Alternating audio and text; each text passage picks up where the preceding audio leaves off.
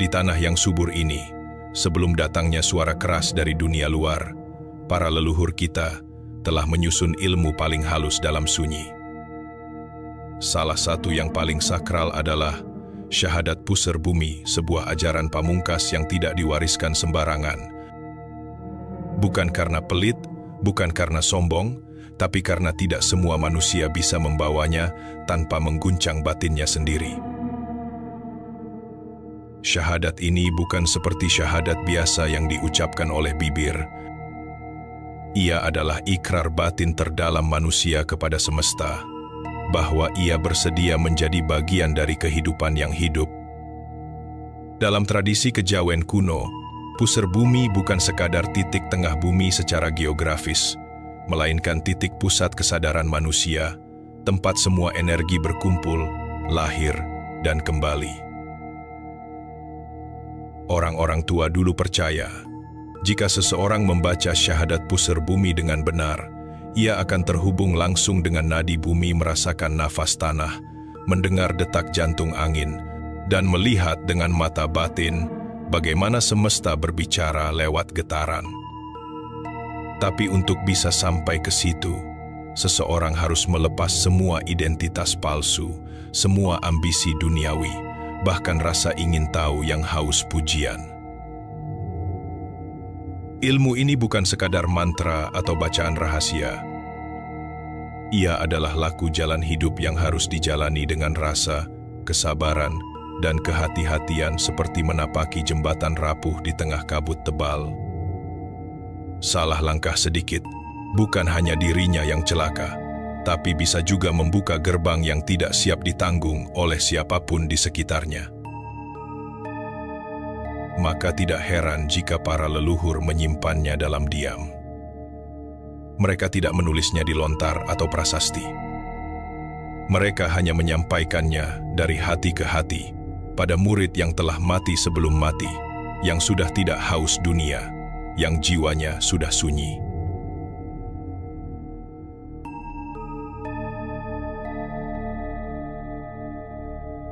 Dalam ajaran leluhur, tidak semua pengetahuan bersifat untuk dibeberkan. Ada yang cukup dijaga dalam diam, disampaikan lewat laku, bukan kata. Syahadat pusar bumi adalah salah satunya. Ia bukan untuk dikaji secara akademis, melainkan dirasakan dalam peristiwa hidup yang sunyi.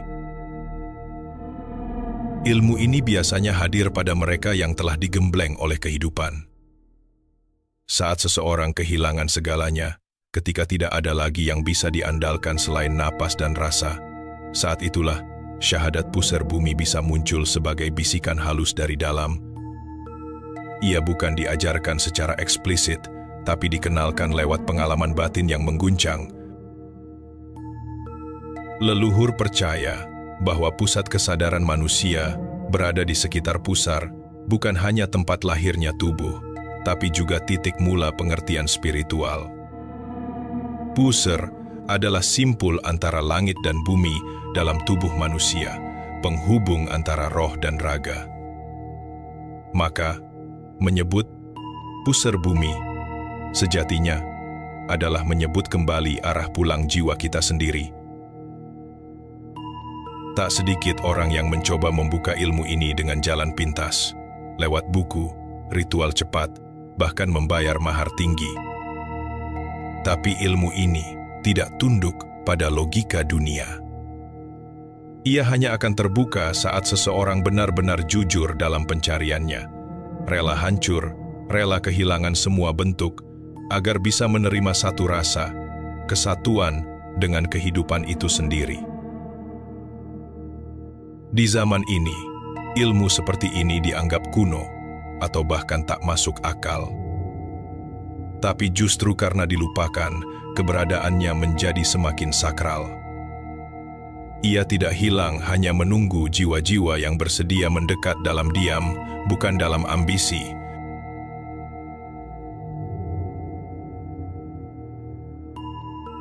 Syahadat pusar bumi bukan sekadar kalimat, tapi pernyataan keberadaan. Ia bukan untuk didengar telinga, melainkan untuk dirasakan oleh pusat kesadaran dalam tubuh. Begitu ia terucap dari dalam, bukan dari mulut, tubuh akan merespons ada getaran halus yang berjalan dari pusar ke ubun-ubun, dari bumi ke langit.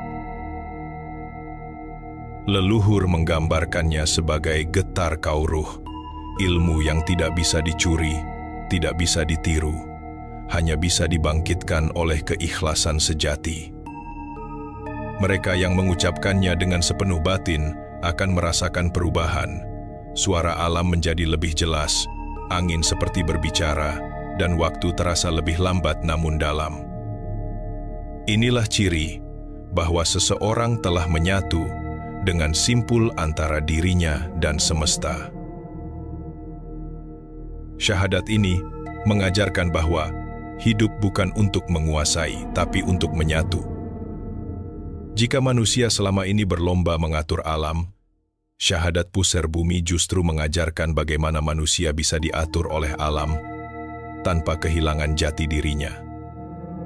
Itulah puncak dari laku spiritual, tunduk bukan karena lemah, tapi karena paham bahwa semua adalah satu tarikan napas yang sama.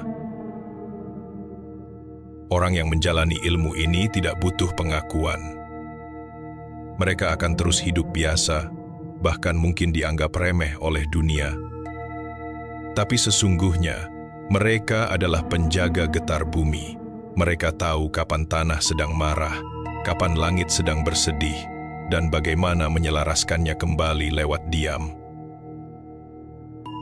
Dalam keheningan itu, mereka membisikkan syahadatnya, bukan untuk didengar manusia, tapi untuk disampaikan ke pusat alam. Laku ini tidak bisa ditonton atau dipertontonkan.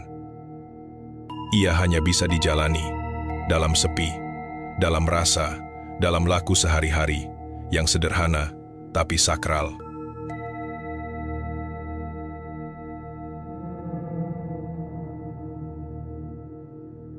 Ilmu ini bukan hanya untuk manusia yang kuat, tapi untuk mereka yang sanggup menjadi lembut. Di balik kekuatannya, syahadat pusar bumi adalah ajaran tentang kepasrahan paling dalam, tempat manusia tak lagi melawan hidup, melainkan mengalir bersamanya. Ia mengajarkan kita untuk tidak menggenggam, tapi membuka tangan dan menerima hidup apa adanya. Tidak banyak yang sanggup menjalani laku ini karena ia menuntut pengosongan diri, bukan pengisian. Dunia modern mengajarkan kita untuk mencari sebanyak-banyaknya, tapi syahadat pusar bumi justru meminta kita mengurangi, mengendapkan, bahkan menghilang dari keramaian batin. Hanya dalam sunyi yang sejati, ilmu ini mulai bersuara. Para penjaga ilmu ini hidup seperti embun datang tanpa suara, hadir tanpa jejak, namun menyuburkan banyak hal di sekitarnya. Mereka tidak menjelaskan, tidak meyakinkan, mereka hanya menunjukkan lewat keseharian yang sederhana, namun penuh keseimbangan. Itulah ciri khasnya, tak banyak bicara, tapi keberadaannya meneduhkan. Syahadat ini tidak ditulis di kitab, tapi dirasa. Ia disimpan dalam laku dan dijaga dalam diam oleh jiwa-jiwa yang sudah tak tergoda untuk dikenal. Bahkan jika ditanya, mereka mungkin hanya tersenyum, sebab yang sejati memang tak perlu dibicarakan terlalu banyak. Dalam dunia yang semakin bising, ilmu ini menjadi oasis sunyi. Di saat banyak yang mengejar keajaiban besar, syahadat pusar bumi justru menuntun pada keajaiban kecil yang hadir setiap hari: nafas, detak jantung, suara angin, dan keheningan yang menjernihkan jiwa.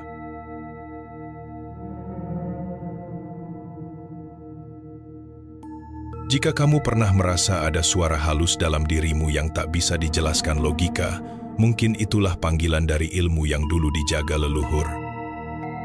Ilmu yang bukan untuk membuatmu lebih hebat, tapi lebih hening. Lebih menyatu, bukan lebih mencolok. Syahadat pusar bumi adalah pengingat bahwa manusia bukan pusat dari segalanya, tapi bagian kecil dari harmoni besar yang tak terlihat mata. Ia bukan untuk menaklukkan, tapi untuk kembali menyatu, serupa akar yang masuk ke tanah tanpa pamer daun di atasnya.